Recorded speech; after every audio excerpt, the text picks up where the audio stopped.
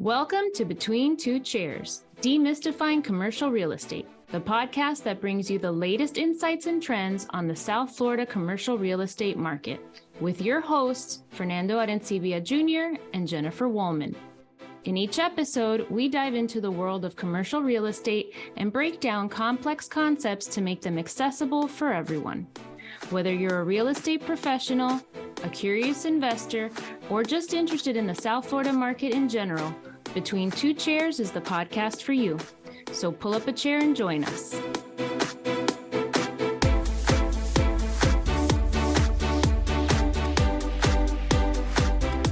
All right, so we are recording. We're back. We're back. We're ready. This idea is taking shape. We're starting to have, really more in-depth, robust conversations about what we want to discuss in the podcast. You got reprimanded for cutting me off. And I love that it was your daughter that So, listen. So if we get off topic, it's my daughter and Fernando's fault. I tried to bring him on track and my daughter said, let him run with it. That's right. You got to run with it. And he gets a little bit like a wild horse sometimes. That's where editing comes in. Yes. So, we're starting this busy time of the year where we're going to start to travel. And I think one of the most exciting and one of the most rewarding trips that we do as realtors is the Greater American Realtor Days in Tallahassee, which we're getting ready to go into next year. So when I first got into leadership and, I started traveling, you were always the person that I gravitated to because you had so much experience as to what was going on. And, you never lost that joy and that passion and that energy that you have when you go, especially, I think, when you go to Tallahassee and advocate. So can you share a little bit about what is GUARD? What is it like? Because I really like your perspective and I know you've been doing it for many, many years. Sure. First, let me back up because our audience might not know enough about why we're traveling and where.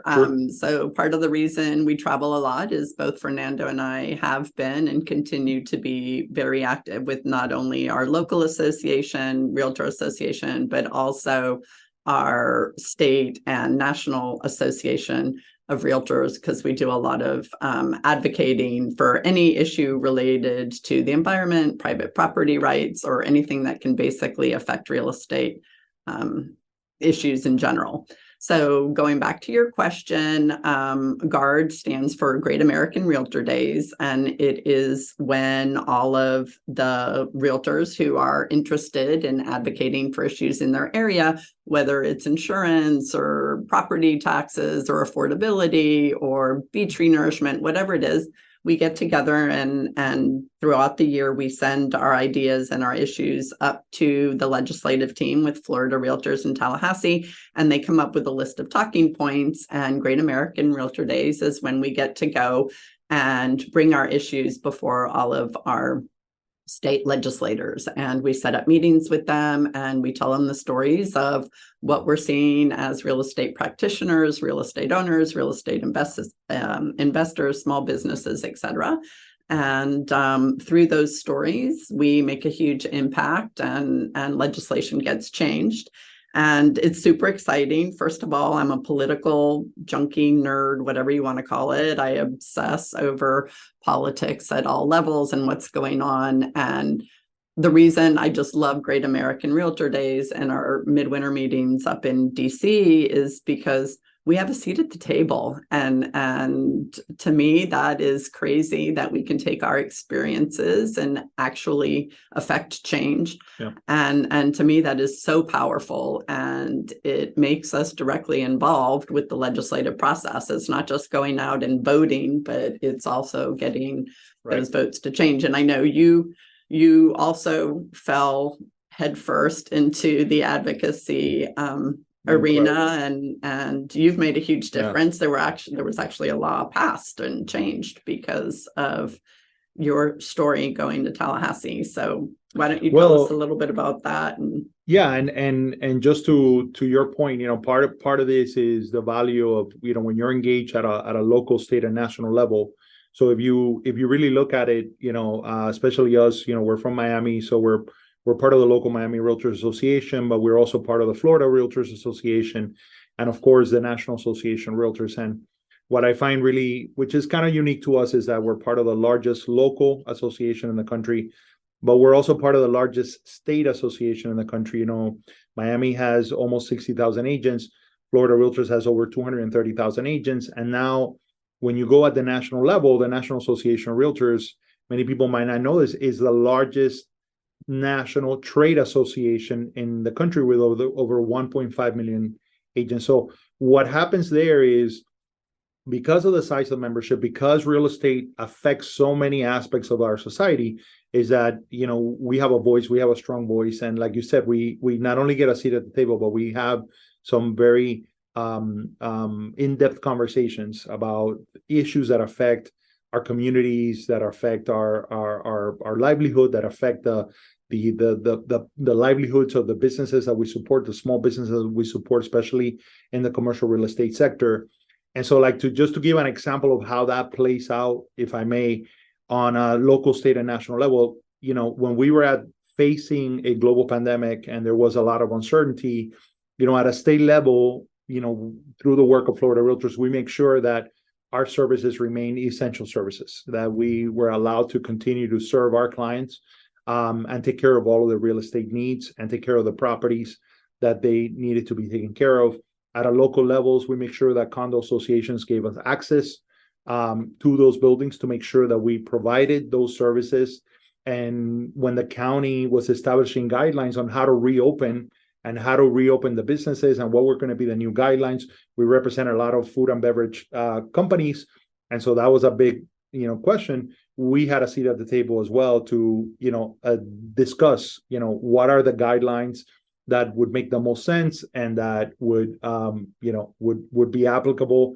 And then at a federal level, when they were coming up with the PPP program, when they were coming up with the EIDL program, so we just make sure that independent contractors had access to those funds as well, so that they can, keep their business afloat and be able to grow. And, that's why I know both you and I are major investors in something called the Realtor Party. We're a purely purple party. We work with, both parts of the aisle. And that's why it's great about Great American Realtor Days. First of all, it's an exhausting 2 days, because from the moment that you hit the tarmac in Tallahassee, it's one meeting after another. And walk. Right. And we get to have 21 to 25 meetings with state senators and representatives from both the House and the Senate. And, and it is really, really worthwhile because they do give us their time. We get to speak about issues. What I really love about it is we don't, it's not a one-way conversation, right? So there's a lot of give and take. There's a lot of, great questions that are asked of our issues. And, I think that we have some very good representatives at a state level that, that are very thoughtful in that way. So when you go now next Tuesday, next week, when we head out over there, this will be your which number? You've been going for quite some time. I have no idea. Yeah, there were only a couple of years. I've been in real estate 24 years, and there's only been a handful of years that I haven't gone. I even went when I had really young kids. Maybe that's why I started. My kids were young. I wanted to get just kidding. But no, there were a couple of years where I didn't go. I just had too much on my plate, but I missed it terribly. And I think this is the one thing that I'll never let go of ever, because it's so important, and you see it firsthand. And like you said, it's amazing, the energy. The legislators up there really do want to hear. And in reality, once they get elected, a lot of times we figure, oh, well, we elected them, they'll know what to do. And if they don't hear from us, then they only hear from the squeaky wheels. Then that's the kind of legislation that gets passed. And it's really cool. Years ago, when I was working on, I was a volunteer at the school, and I used to have this one legislator would call me about school issues. That was the one thing. And he would say, hey, this bill's coming up. What do you think? And now the realtors have that same thing. Our legislative aides get called all the time. And have really good relationships. And our Miami realtor professionals actually had every single legislator in Miami-Dade County, from the city county all the way up to state level on speed dial during the pandemic. And so they were getting the politicians, the legislators, they were all getting live action. Like, this is what's happening. There's an agent trying to move the customers in and they can't get into the building. So there's people that have to get into an office because it's a lab, there's a lab in there and they can't get into the building.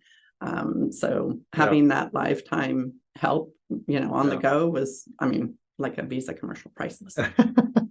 And just so you know, based on registrations, and so we're expecting about 1,000 agents, 1,000 members of Florida Realtors to be in Tallahassee for those 2 crucial days. And but there are going to be hundreds of meetings that are set up and a lot of events that go around there. It's a very powerful thing. We also do that at a national level, of course. In May we have our legislative meetings where we go to Capitol Hill and have meetings with our state representatives and our federal representatives at a federal level. But one thing before I get to my story, tell us a little bit about the key contact approach that Florida Realtors, because I think that's an interesting dynamic. So people understand that we these relationships that we build it over the course of some time, and we always have someone that is a key contact to the state rep or senator. So state and national. So we have the PC, right? And the what's it called? PC. FPC. FPC for the federal, national, Federal political coordinator. Basically, it's the same as a key contact. So if you explain the concept of the key contact, it'll be the same. So the key contact is basically you get a realtor member, mostly a large, major investor who's active and involved at the local and state level. And they are assigned a local senator or representative, usually their representative or senator. And you start a relationship with that person and you welcome them to office, and you pretty much are their main contact for anything related to real estate and realtor issues. And you have a really long ongoing contact with them. In the state, it's not as long because of term limits, but in Congress, Frank Kowalski was Ileana Ros-Lehtinen FPC for, decades. So these are long-term relationships. And, as somebody moves from the House to the Senate, or from the Senate, the state Senate on into national Congress, then all of a sudden you've got, an even longer term relationship. And that relationship is deeper because you're a constituent of theirs. Correct. So you understand what's happening in that local issue in your area. And so that's a really interesting dynamic. Those are things that you really don't know until you get in there and start to find out. So how is the communication happening from such a large association with everyone who is an elected official? So I think that's a wonderful part of this. But most people roll their eyeballs. I can imagine a lot of our listeners are probably going, oh, politics, and starting to tune out. So let's get into how this applies to them, because I know, most of my family is like, oh my gosh, here she goes again. People don't like to talk about politics. They're tired of it, or it's just not their thing. But I think in the stories is where you see the effect, and where there's a little bit of an excitement, or where our listeners will be able to put 2 and 2 together, or maybe open up their eyes the next time they have an issue with a crazy transaction. But from a business standpoint, real quick, just, we were one of the first states, and it was pre-COVID, where from a commercial standpoint, we got rid of the 2 witnesses requirement on a lease, which if you are a commercial practitioner in the state of Florida, a lot of attorneys don't even know that yet. But the other thing we got is the online notarization, which is also very important. And both of those things help tremendously. So that's just a sign of how little changes make a big difference in our practices. So I would encourage any of our listeners out there who are in real estate, if you have an issue or an idea that you're facing, to contact your local realtor association, even if you might not be a realtor member, just saying what you're seeing in your market, because all of a sudden, there could be a law that was passed, or an ordinance that gets passed to address your issue. So go ahead with yours, because yours is pretty incredible. Yeah, no, this is really what got me, incredibly, I just was in awe of the process and how it works. So in 2018, I got a call from a past client to sell his 24 unit apartment building in North Miami. And I remember that it surprised me because I had sold another multifamily apartment building for them in Little Havana. And at that time, I learned that their North Miami property was, their most priced, real estate asset. And I thought that, there was little chance that they would have an interest in selling for a very, very long time. But he assured me that he had a very personal reason for selling the property. So a month into the listing, we go under contract. Both him and his legal counsel assured me that they were unconcerned with a provision in the contract that would compel the seller to close any open permits of the property or expired permits. My clients had owned the property since 2001. And my client was certain that there would be, basically no surprises. So I think both you and the audience can, kind of guess what happened next. The lien search comes back and it shows that there were 9 open permits from 1998 that were ranging from electrical to structural work and a couple of safety to life issues. These are 20-year-old permits that lay dormant at the municipal level.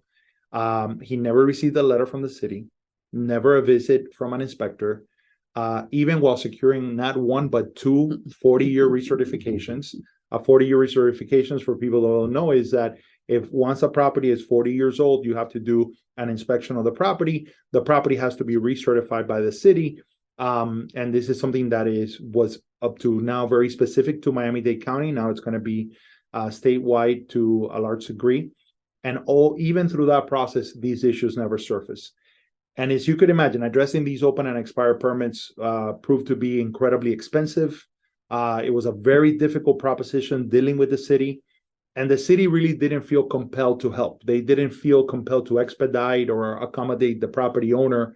They were just saying, well, those permits are there and they have to be addressed. There was no consideration for how long they were dormant. There was no consideration for the lack of communication.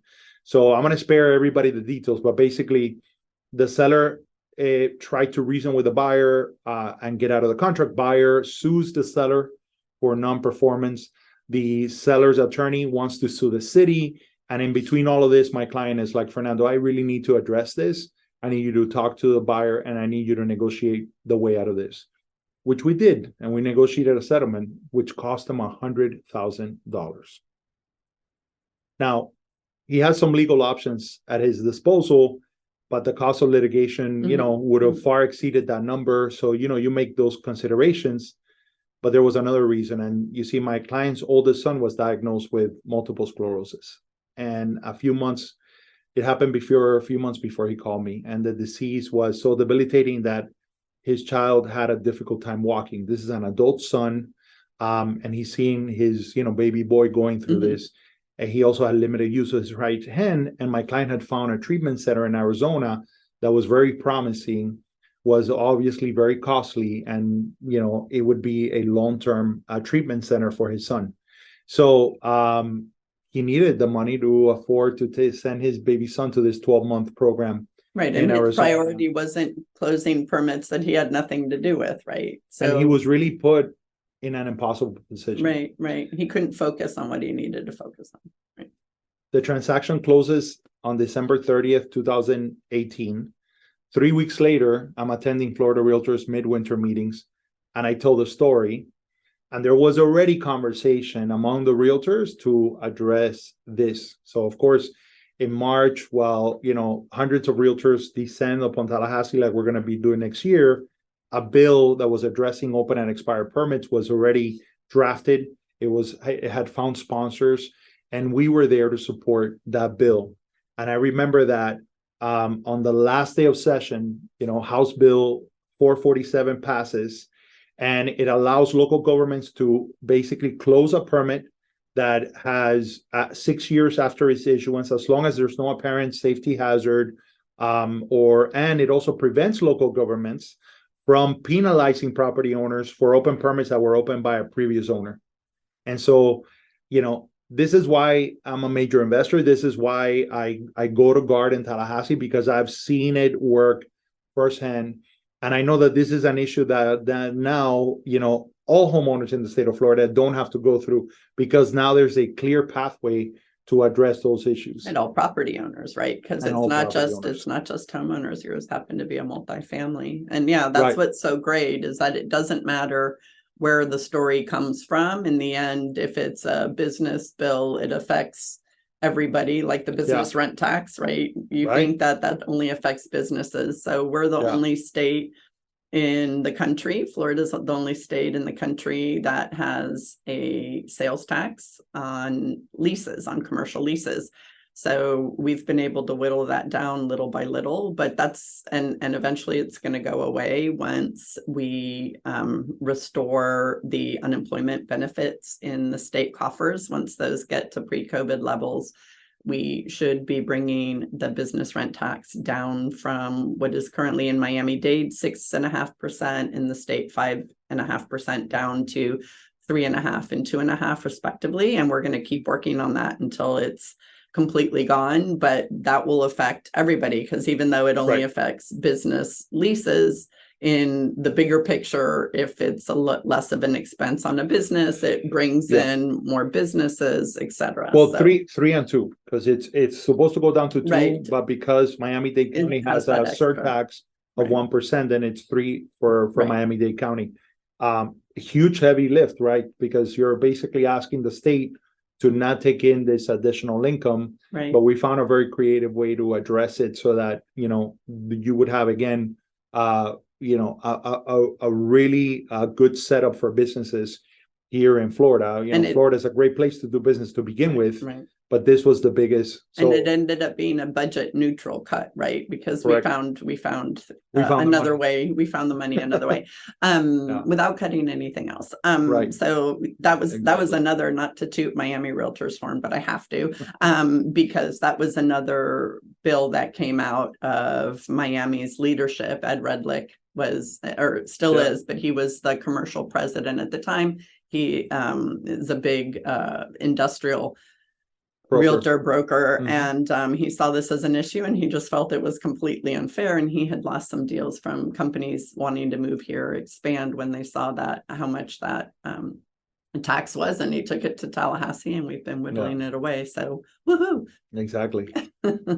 Well, I'm excited because I think we should take some time while we're over there to maybe record one of these podcasts so that people can see a little bit of behind the scenes of what happens in Tallahassee. So I'm really excited for that.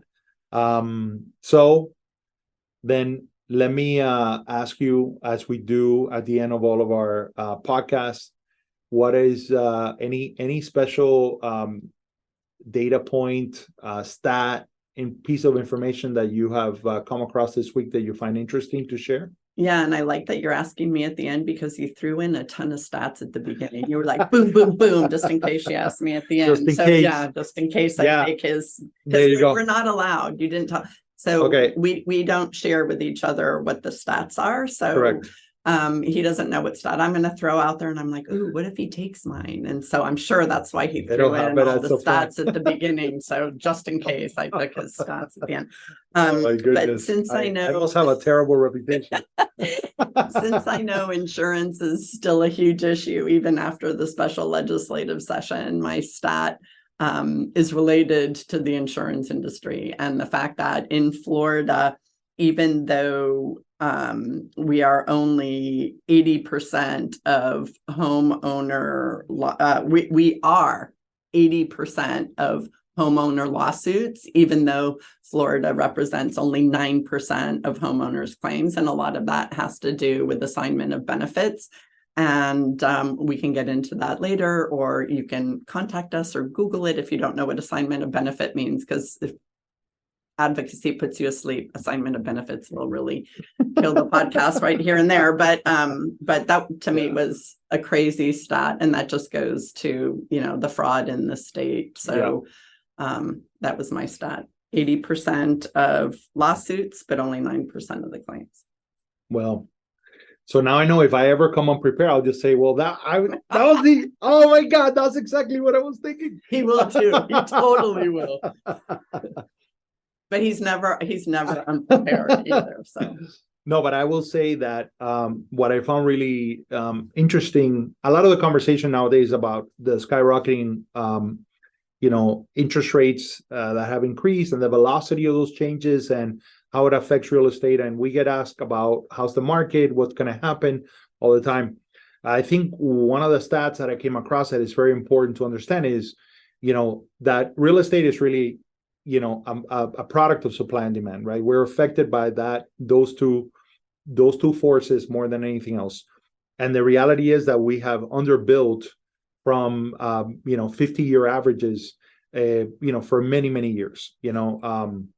And one of the stats that I found interesting is that if you look at apartment and multifamily development, we're actually seeing a 40-year high in new starts. So in February, I found out that there's 620,000 new units that have been, the ground has been broken and they're building it now all around the country.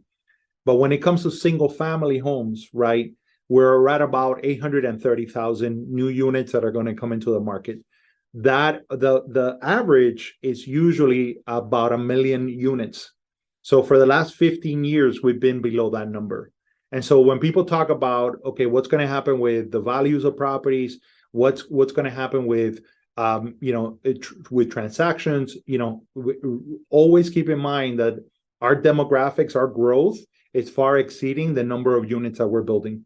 And until we start to build that, then there's always going to be, at this point, more demand than supply, because housing is a necessity. It is a need. And so, that's another component that you always want to look at. So I thought it was really interesting, the dynamics of we're building more apartments and multifamily units rather than, which are really rental units, rather than the single family homes that are mostly, for purchase. So that came, by the way, from Lawrence Yun, who is the chief economist for the National Association of Realtors. And by the way, he is a great follow in LinkedIn. Yeah. There's a lot of great data that comes out of there. So if you're in real estate in any capacity, highly recommend for you to follow Lawrence Yun. Agreed. And I think that could be another podcast, right? The episode of, multifamily starts and what that means in housing, because the conversation for so long has been in the last several years, and especially since the pandemic, that we're becoming a nation of renters, right? And so that's why multifamily has been on such a huge streak nationally with ridiculously low cap rates.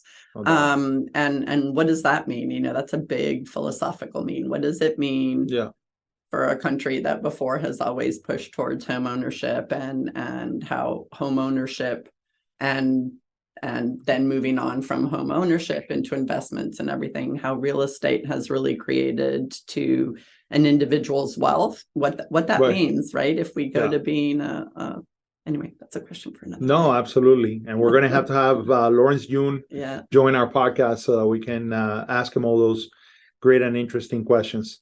Well, guys, thank you very much. This is, I think, episode 3. Yep. 4 or 5. I have no idea, but we have 3 in the queue. So we'll see when this comes out and we'll figure it out. But thank you for listening. And I think that's it. Have a great one. We did it. We did it. We did it.